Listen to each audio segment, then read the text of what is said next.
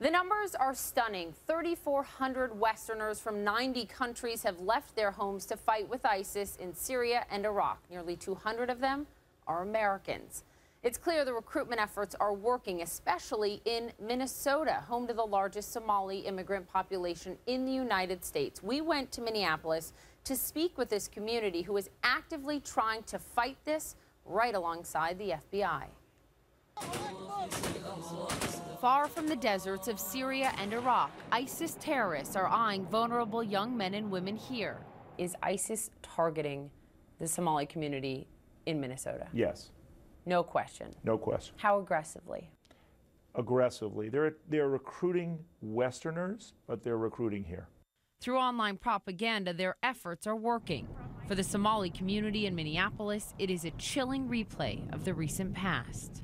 In 2007, more than 20 Somali Minnesotans left here to go fight with the terrorist group Al-Shabaab. Now, a second wave, but this time it's ISIS recruiting them. Approximately 15 people have left Minnesota to fight with ISIS. We have had a number of people travel from the Twin Cities. We've had a number of people attempt to travel, and as we speak, there are people making preparations to travel. It's still going on. It is ongoing. The most vulnerable are also some of the community's youngest, like Hamza Ahmed, arrested in February. What was he like? Good kid. I mean, I never pictured him.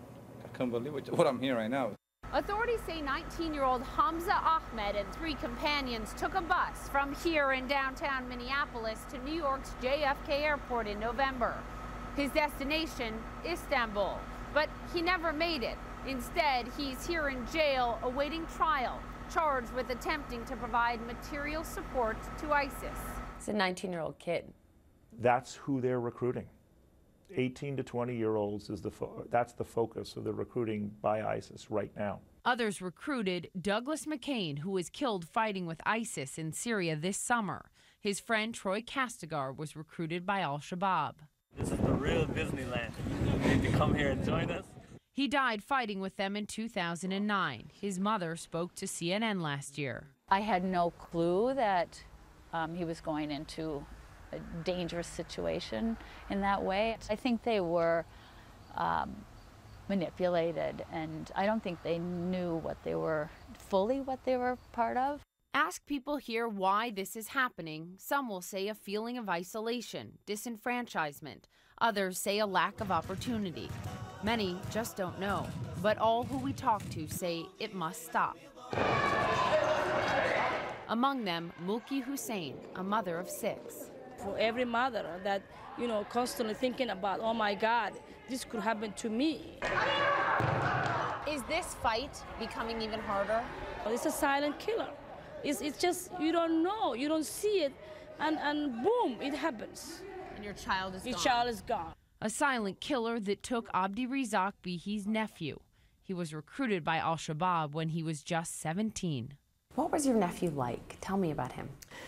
God, it's the kind of nephew anyone would wish for. Nice, no crime, A student, high hopes of going to Harvard. You think your nephew was looking for a better life?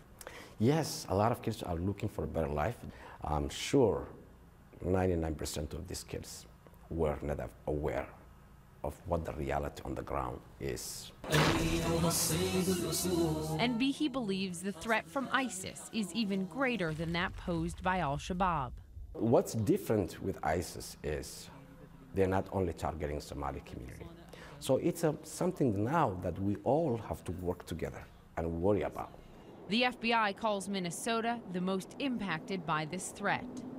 As the special agent in charge here, what do you say to the terrorists overseas that are using this as a recruitment ground? That we are going to use the entire weight of the United States government to prevent you from recruiting our youth to travel overseas to fight and die. The imams and the religious leaders want this to stop. This is not about religion. This is about terror recruiting. We're doing everything we can to turn it around. We have a problem. We're addressing it. That's what Minnesotans do. A problem that now has the attention of and funding from the White House. U.S. Attorney Andrew Lugar is spearheading the effort in Minneapolis. If you were to boil down the solution, how you're attacking this, how would you describe it?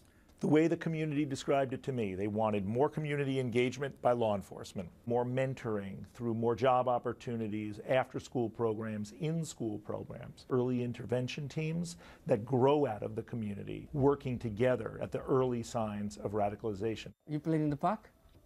You guys have fun in the park? No. It's precisely what cartoonist Muhammad Ahmed is doing. Extremist thinking, especially Islamic State, out. You created a cartoon series, basically, to try to fight ISIS propaganda. Correct. The goal is to fight not only ISIS, but Al-Shabaab, Boko Haram. They all eat from the same plate of ideology. And if you go after one ideology, you're going after all of them. And the objective is to go ahead and get kids between the age of 8 and 16 and get them to look at this before they get on YouTube and Facebook and start seeing extremist videos. You say it takes an idea to destroy an idea. Yes, it does. We go at the recruitment process at the point of inception, and we fight it the way I'm fighting it. That way we dry up this recruitment process. But those recruited are just a tiny fraction of the Somali community here, something we're reminded of at every turn. Somali Americans, they're not terrorists. We're not extremists. We are law-abiding citizen people. Citizens who left war in their homeland, now fighting a battle to save their children here.